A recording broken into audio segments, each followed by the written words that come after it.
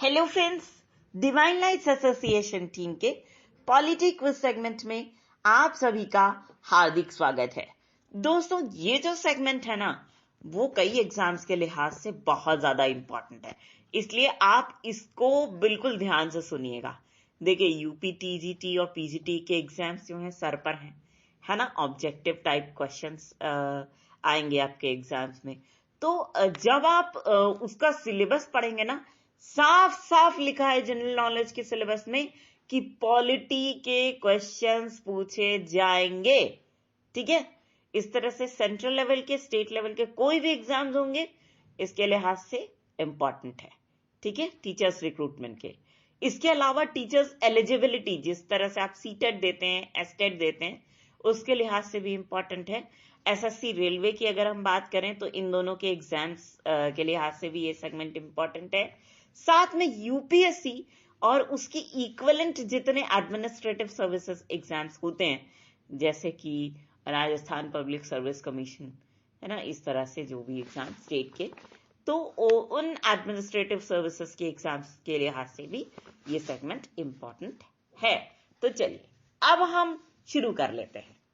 लेकिन भैया सीरियसली मत पढ़िएगा, सीरियसली ना हमको पढ़ाना आता है ना ही आप पढ़िएगा। ठीक है, हंसते मुस्कुराते हम लोग इस सेगमेंट को किया जाएगा।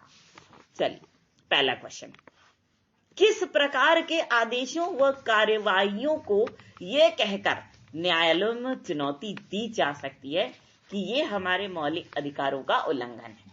मतलब भाई, अगर कोई जो भी इस तरह के, किस तरह के आदेश कोई अगर जारी कर रहा है या कार्रवाई कर रहा है तो उसको हम न्यायालय में चुनौती दे सकते हैं? नहीं भाई, ये हमारे मौलिक अधिकार का उल्लंघन है। ऐसे कैसे कर देगा ये, और ये करेगा हम इसको छोड़ देंगे?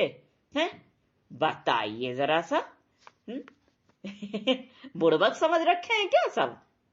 तो चलिए अब आंसर जान लेते हैं। आप क्वेश्चन तो समझ ही गए, इस अंदाज में बोला है तो है ना। आंसर है सबसे पहला, देखो, संवैधानिक संशोधन, जिसको आप कहते हैं कॉन्स्टिट्यूशनल अमेंडमेंट। दूसरा है संसद द्वारा बनाए गए स्थायी कानून, यानी कि जो परमानेंट लॉ होता है, कोई बिल कोई पास कर, मतलब लाया, टेबल पे रखा गया संसद में और वो कानून बन जाता है। ठीक है, परमानेंट लॉ बन जाता है।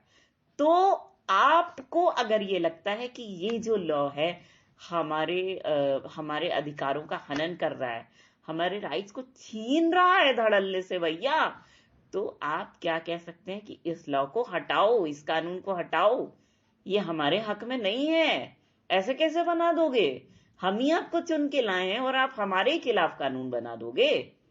ठीक है, तो नेक्स्ट, राष्ट्रपति द्वारा जारी किए गए अध्यादेश, जो ऑर्डिनेंसेस होते हैं जो प्रेसिडेंट इशू करते हैं, वो उन ऑर्डिनेंसेस को आप जाकर के कोर्ट में चुनौती दे सकते हैं अगर आपको लगता है कि ये आपके अधिकारों का के हनन की कोशिश है ना।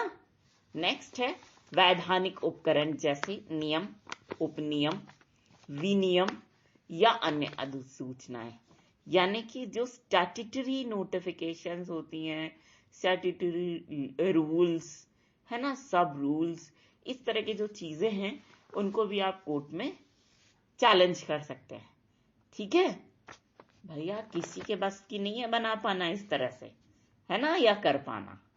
चलिए समझ गए, आगे बढ़ा जाए। चलिए, नेक्स्ट है 1976 के 42वें संविधान संशोधन अधिनियम के तहत किन विषयों को राज्य सूची से हटाकर समवर्ती सूची में शामिल किया गया है? देखो भाई, 3 तरह की सूचियां होती हैं। एक होती है राज्य सूची, जिसको हम कहते हैं स्टेट लिस्ट। ठीक है, यानी कि राज्य सूची के अंतर्गत जो विषय आएंगे उनको पर्टिकुलर स्टेट की गवर्नमेंट को ही देखना होगा। ठीक है, उसमें किसी का इंटरफेरेंस नहीं होगा सिवाय स्टेट गवर्नमेंट के। ठीक, वो सब्जेक्ट आ गए राज्य सूची के अंदर। अच्छा, अब संघ सूची, है ना, संघ सूची। संघ सूची का मतलब होता है कि ऐसे विषय जिनको कि केंद्र सरकार देखेगी। ठीक है, केंद्र सरकार के अंडर में आएंगे जो विषय, उनको हम संघ सूची के दायरे में रख दिए। और नेक्स्ट आता है समवर्ती सूची। कुछ कुछ ऐसे विषय होते हैं जिनको कि बिना केंद्र और राज्य के संबंध के डील नहीं किया जा सकता है, तो ऐसे विषयों को हम समवर्ती सूची में रख सकते हैं। तो वही पूछ रहा है कि 1976 के 42वें संविधान संशोधन अधिनियम के तहत किन विषयों को राज्य सूची से हटाकर समवर्ती सूची में शामिल किया गया है। तो देखिए, पहला सब्जेक्ट है शिक्षा यानी एजुकेशन। पहले ये स्टेट लिस्ट में आता था, लेकिन अब किस में आ रहा है, कॉन्करेंट लिस्ट यानी समवर्ती सूची में, यानी केंद्र और राज्य दोनों के संबंध से ही इस सब्जेक्ट को डील किया जा सकता है, ऐसा माना गया। ठीक है, शिक्षा। दूसरा है जंगली जानवरों और पक्षियों की सुरक्षा। ठीक है, ये जो मुद्दा है वो केंद्र और राज्य के संबंध के बिना डील नहीं किया जा सकता है। और तीसरा है न्यायिक प्रशासन। भाई मतलब अगर जब तक केंद्रीय न्यायालय, जिसको सुप्रीम कोर्ट बोल दिए, और डिफरेंट स्टेट की हाई कोर्ट्स, इनके बीच तालमेल नहीं होगा, तब तक ये जो न्यायिक प्रशासन का मुद्दा है वो संभलेगा नहीं। इसलिए ये विषय कहाँ लाया गया, स्टेट लिस्ट से हटा करके कंकरेंट लिस्ट यानी कि राज्य सूची से हटा करके समवर्ती सूची में लाया गया। ठीक है, स्टेट लिस्ट राज्य सूची, समवर्ती सूची को बोलते हैं कंकरेंट लिस्ट, और संघ सूची मतलब यूनियन लिस्ट। ठीक है, 3 तरह के लिस्ट होती हैं। ठीक, नेक्स्ट सुमेलित कीजिए, आपको जोड़े बनाना है। संविधान के भाग एवं उनसे संबंधित विषय, इससे रिलेटेड जुड़ा है, मैच द फॉलोइंग। ठीक है, चलिए, भाग 3 जो है संविधान का, वो रिलेटेड है मौलिक अधिकारों से, यानी भाग 3 किससे रिलेटेड है, योर फेवरेट फंडामेंटल राइट्स से। ठीक है, अब इसमें कौन कौन से आर्टिकल, कहां से कहां तक के आर्टिकल्स आते हैं, अनुच्छेद 12 से लेकर के 35 तक के जो आर्टिकल्स हैं संविधान में लिखे हुए, वो भाग 3 के अंतर्गत आते हैं। कहां से कहां तक भैया, आर्टिकल 12 to 35। ठीक है, नेक्स्ट भाग 4, ये रिलेटेड है स्टेट से या राज्य से। राज्य के नीति निर्देशक तत्व भाग 4 के अंतर्गत आते हैं। ठीक है, राज्य के नीति निर्देशक तत्व यानी कि directive principle of state policy, है ना। अब ये है 36 से लेकर के 51, यानी अनुच्छेद 36 से 51 तक, यानी आर्टिकल 36 to 51, क्या, directive principles of state policy. ठीक है, चलिए अब देखिए,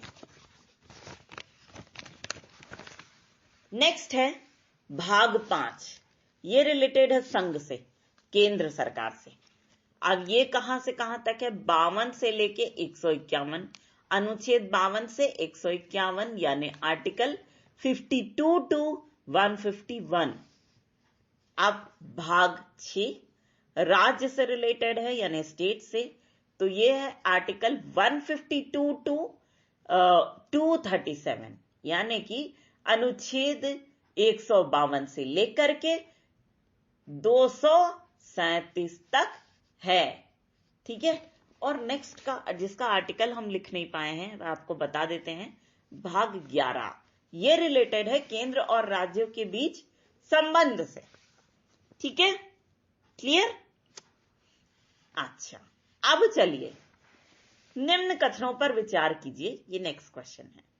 ठीक है, और ये जो कथन आपको हम बता रहे हैं, बहुत ज्यादा ध्यान से सुनिएगा, बहुत कंफ्यूजिंग स्टेटमेंट्स हैं ये, डायरेक्टली करेक्ट स्टेटमेंट्स हैं। पहला, राज्यसभा के सदस्य भारतीय संघ के राज्य और केंद्र शासित प्रदेशों का प्रतिनिधित्व करते हैं, और लोकसभा के सदस्य भारत की जनता का प्रतिनिधित्व करते हैं। अच्छा, भारत के राज्य और केंद्र शासित प्रदेशों का प्रतिनिधित्व कौन सा सदन करता है? बताइए। राज्यसभा। ठीक है, राज्यसभा उच्च सदन है, लोकसभा निम्न सदन है, याद रखिएगा। ठीक है, Rajya Sabha upper house, Lok Sabha is lower house. Next है, राज्यसभा सदस्यों का चुनाव किसी राज्य विशेष की विधानसभा के चुने हुए सदस्यों द्वारा किया जाता है। ठीक है, अभी उत्तर प्रदेश राज्यसभा का चुनाव होने वाला है। ठीक है, तो उत्तर प्रदेश राज्यसभा में चुनाव कैसे होगा? उत्तर प्रदेश विधानसभा के जो सदस्य हैं चुने गए, वो चुनाव करेंगे। ठीक है, राज्यसभा के सदस्यों को वही चुनेंगे। क्लियर? नाउ नेक्स्ट और लास्ट क्वेश्चन, निम्न कथनों पर विचार कीजिए। तो पहला करेक्ट स्टेटमेंट है, वो व्यक्ति भारत का नागरिक नहीं हो सकता जिसने स्वेच्छा से दूसरे देश की नागरिकता ले ली हो। नेक्स्ट, समान काम के लिए समान वेतन राज्य के नीति निदेशक तत्व की प्रमुख विशेषता है। हाँ भाई, equal pay for equal work, यानी समान काम के लिए समान वेतन किसकी प्रमुख विशेषता है? बताइए। Fundamental rights, fundamental duties and flexible and rigid constitution, या डीपीएसपी यानी directive principles of state policy, किसकी विशेषता है ये? Very good, directive principles of state policy की। ठीक है, क्लियर? डीपीएसपी मेरे दिमाग में आ रहा था कि डीपी इस तरह से याद करो, डिस्प्ले प्रोफाइल या डिस्प्ले पिक्चर और स्पेशल पिक्चर। ठीक है तो इस तरह से अगर याद करेंगे तो हो सकता है आप कभी ना भूलें directive principle of state policy. ठीक, नेक्स्ट, संविधान सभा समिति की अध्यक्षता भारत के भूतपूर्व प्रधानमंत्री जवाहरलाल नेहरू द्वारा की गई थी। संविधान सभा समिति, राज्य संविधान सभा समिति की अध्यक्षता भारत के भूतपूर्व प्रधानमंत्री जवाहरलाल नेहरू द्वारा की गई थी। ठीक है, संविधान समिति नहीं, राज्य संविधान सभा समिति की अध्यक्षता किसने की थी भाई? जवाहरलाल नेहरू, जो कि हमारे पहले प्रधानमंत्री थे। ठीक है, क्लियर? इसमें बहुत से आपको ऐसे क्वेश्चंस मिलेंगे जिनको कि आप इकहरा लिख सकते हैं, एक एक क्विज बना करके लिख सकते हैं, ताकि आपको अच्छी तरीके से ये क्वेश्चंस याद हो जाएं। ठीक है, तो दोस्तों ये सेगमेंट इसी सवाल और इसी जवाब के साथ यहीं पर होता है समाप्त। लेकिन फ्रेंड्स, हम आपसे एक रिक्वेस्ट जरूर करेंगे वो ये है कि आप सभी लोग इस सेगमेंट को दिल खोल करके पहली बात तो एंजॉय कीजिए, और साथ ही इसे उन लोगों तक जरूर से जरूर पहुंचाने की पूरी कोशिश कीजिएगा, my most dearest of the dearest friends, जो लोग इंटरनेट फैसिलिटी का लाभ नहीं उठा पा रहे हैं, है ना।